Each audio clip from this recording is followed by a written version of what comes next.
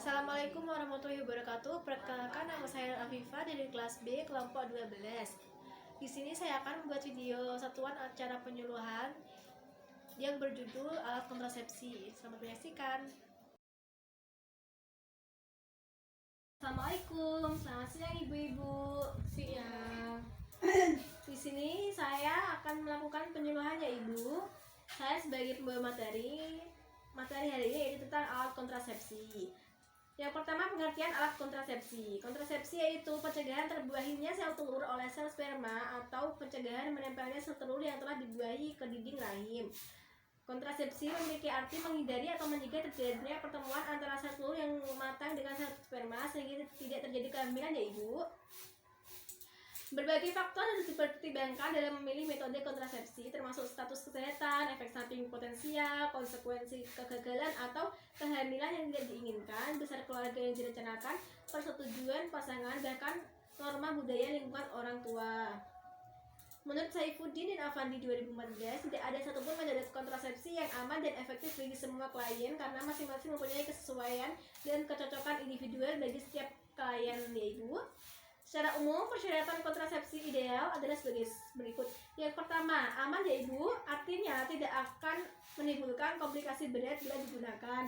Yang kedua, berdaya guna ya ibu, dalam arti bila digunakan sesuai dengan aturan akan dapat mencegah terjadinya kehamilan.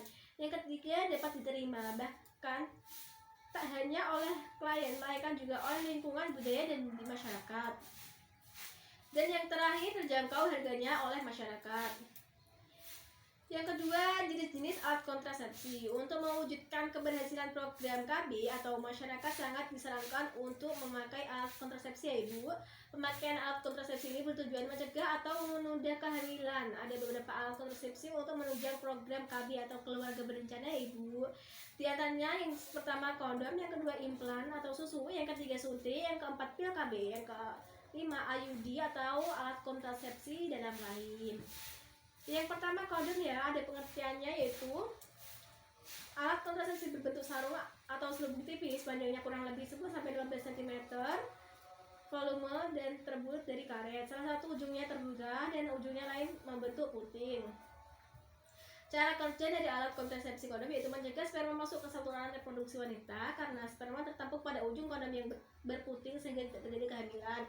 Nah, ini ada kelebihan dan kelemahan kondom ya ibu. Kelebihannya yang pertama, tingkat efektif fatalnya yang tinggi yaitu 80-95%. Yang kedua, tidak mengganggu produksi ASI ya ibu. Jadi kalau ibu sedang menyusui juga boleh digunakan. Yang ketiga, harganya yang murah dan tersedia di berbagai tempat ya ibu. Bisa dibeli di apotik atau Indomaret, Alfamart, semuanya ada. Yang keempat, praktis dalam penggunaannya dan mencegah IMS. Yang kelima, tidak ada efek hormonal ya ibu. Nah, kelemahan dari kondom yaitu yang pertama, harus selalu tersedia setiap kali berhubungan seksual ya ibu. Dua, hanya bisa digunakan sekali dan harus diganti setelah ejakulasi. Dan yang terakhir, jika penggunaannya kurang tepat, tingkat kegagalan mencapai 15% ya. Jadi harus tepat dalam penggunaannya ya ibu. Nah, yang kedua ini adalah kontrasepsi implan atau susu. Implan atau susu merupakan alat kontrasepsi berupa kapsul kecil karet terbuat dari silikon dengan panjang kurang lebih 3 cm yang disesuaikan di bawah kulit lengan atas, tidak hanya mengandung hormon progestin. Nah, dari implan ini ada macam-macamnya ya ibu. Yang pertama itu Norplan, terdiri dari 6 batang plastik lembut berongga dengan panjang 3,4 cm dengan diameter 2,4 mm yang diisi dengan 3,6 mg levonorgestrel dan lama kerjanya 5 tahun ya ibu. Nah, yang kedua ini ada implanon, terdiri dari 1 batang putih lentur dengan panjang kira-kira 40 mm dan diameter 2 mm yang diisi dengan 68 mg 3 ketodesogestrel dan lama kerjanya 3 tahun ya ibu. Dan yang ketiga ada Jordana dan Idoplan, adalah implan yang terdiri dari 2 batang diisi dengan 75 mg levonorgestrel dengan lama kerjanya 3 tahun ya ibu. Cara kerja kontrasepsi implan atau susu menurut Saifuddin yaitu dengan menekan ovulasi, mengganggu proses pembentukan endometrium sehingga sulit terjadi implantasi, mengantarkan lanjut serviks sehingga mengurangi transportasi sperma. Nah, dari alat kontrasepsi implan ini ada kelebihan dan kekurangannya ya ibu. Yang pertama, kelebihannya menurut Saifuddin, 1. Tingkat keefektivitasannya yang tinggi ya Ibu. 2. Tidak mempengaruhi pada ASI, jadi Ibu yang menyusui juga boleh menggunakan ini. Dan yang ketiga, melindungi diri dari berbagai penyebab penyakit radang panggul. Yang keempat, menurunkan kejadian endometriosis. Nah, kekurangan dari implan atau susu menurut Saifuddin yaitu dapat menyebabkan perubahan pola haid. Jadi Ibu itu haidnya bisa gak lancar ya Ibu. Dan juga ada terdapat bercak darah ya Ibu. Nah, yang ketiga yaitu suntik KB. Suntik KB merupakan alat kontrasepsi yang mengandung hormon progestin dan mampu menghadirkan terjadinya pembuahan pada sel telur.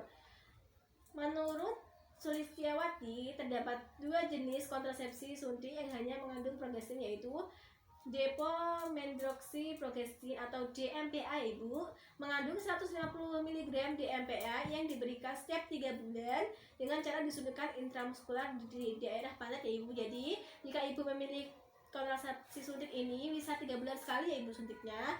Dan yang kedua itu ada depo-noretisteron enantat atau depo-noristerat, mengandung 200 mg noretindron enantat, diberikan setiap 2 bulan dengan cara disuntik intramuskular di daerah pantat atau bokong.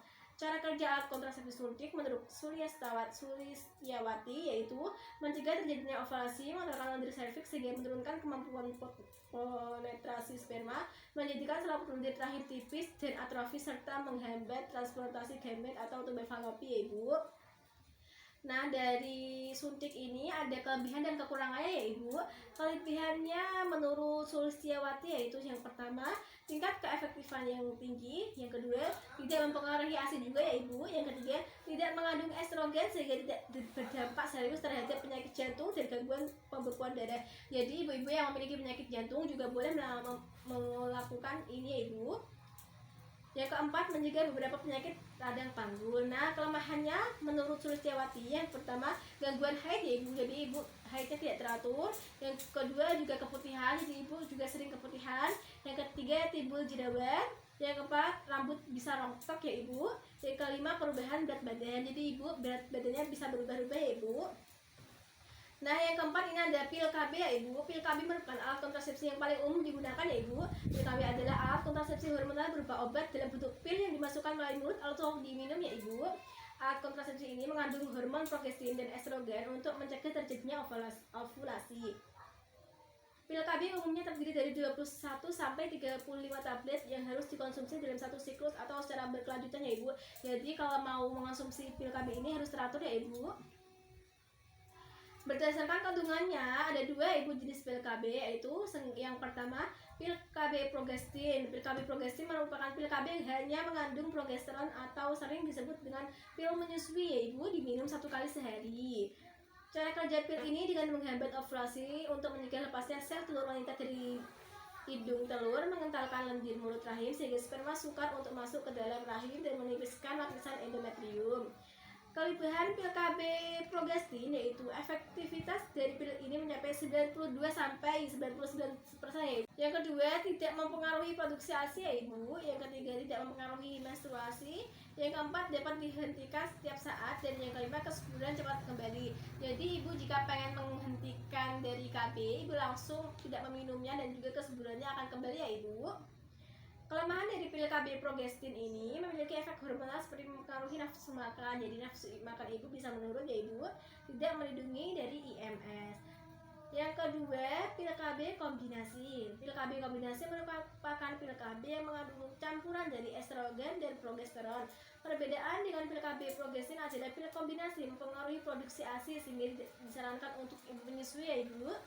Nah, jika Ibu menyusui sebaiknya memakai pil KB yang progestin ya Ibu.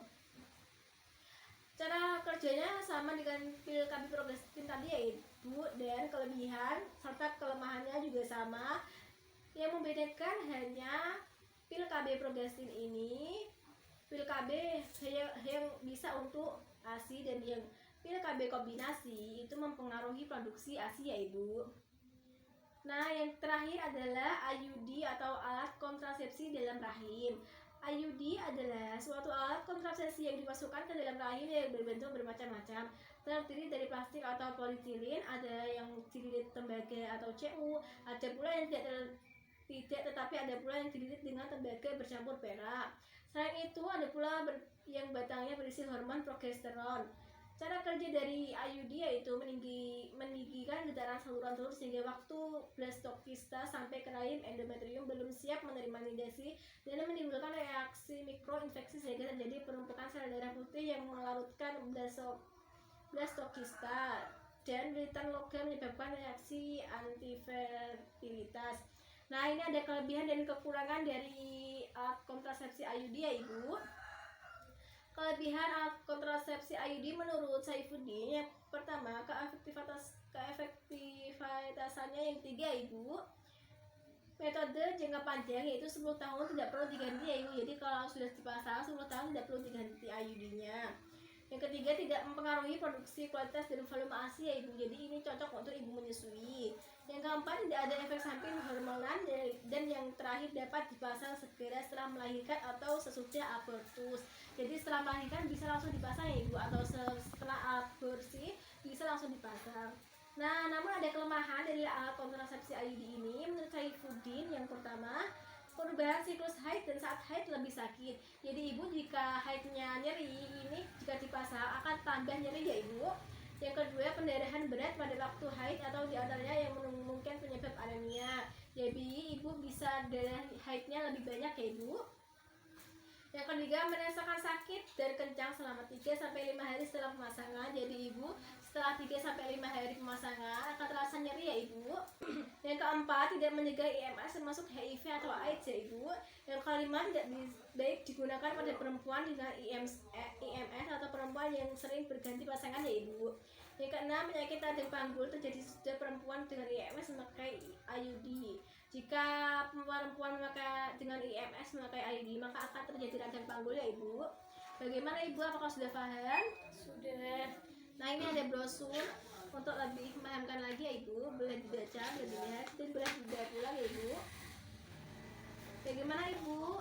Apakah ada yang ditanyakan? Tidak.